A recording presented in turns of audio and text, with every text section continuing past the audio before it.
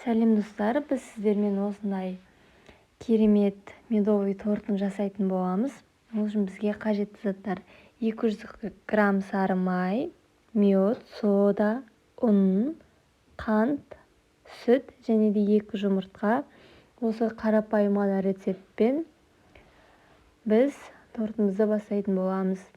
Ең алдымен мед пен сары майды ертіп аламыз. Ал соданы сол ерту барысында бетін көпіршіктену мақсатында қолданатын боламыз. Баяу отта ертеміз осылай.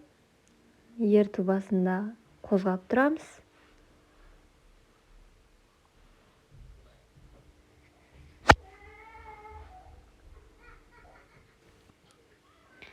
Мінекей бізде осындай қоңыршыл түс болып шығып жатыр. Енді осы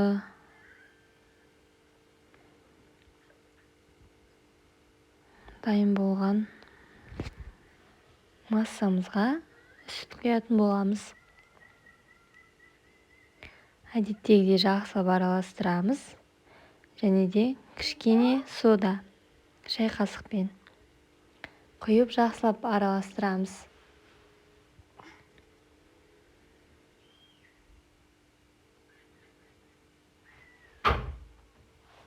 Бет осылай көпіреді.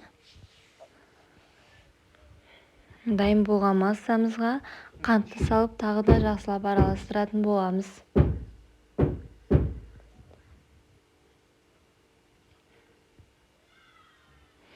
Мінекей бізде осындай түсте болып шықты.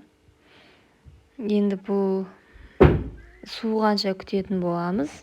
Суығаннан соң барып осылай жұмыртқаны жарып саламыз. Егер массаларыңыз суымаса, жұмыртқаларыңыз пісіп қалады. Жақсылап араластырамыз. Бізде ең соңғы сәт, яғни ұнды осылай електен өткізіп барып, қамыр илейтін боламыз.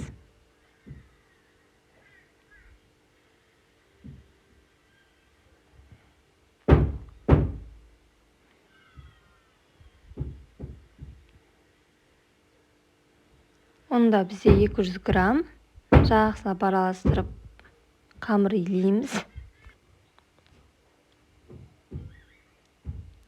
Қамырды илеп болған соң, оны бөліктерге бөліп, біраз уақытқа қойып қоямыз. Менде бұл қамыр осылай болып әдемі болып шықты. Түсі де керемет болып. Мен бұл қамырды 6 бөлікке бөліп пісіретін болдым. Осылай бөліктерге бөліп, бетін жауып біраз уақытқа қойып қоямыз.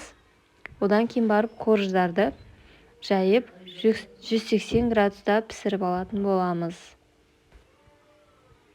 Корждарды пісіріп аламыз. Ал енді біз оның арасына жағатын кремін дайындауға кірісеміз. Ол үшін 2 жұмыртқаға қантты қосып жақсылап араластырамыз. Және де 4 ас қасық ұн салатын боламыз.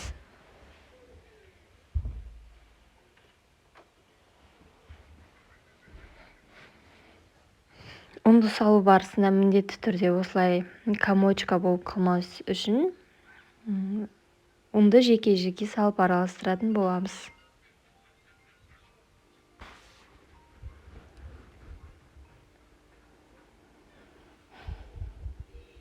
Осылай жақсылап араластырып аламыз.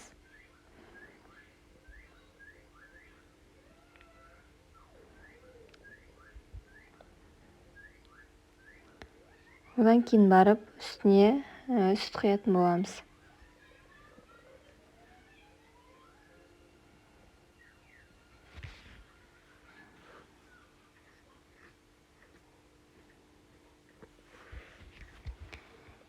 Және де сүт құйылған соң, оны баяу отта осылай араластыру барысында қоюланғанша дайындайтын боламыз.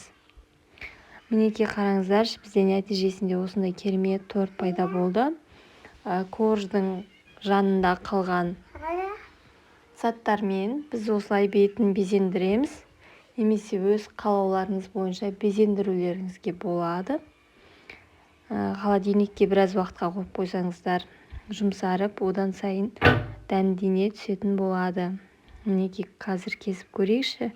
Өте жұмсақ болып шығып жатыр. Рецепті менен алып жасап, отбасыларыңызды қуантыңыздар.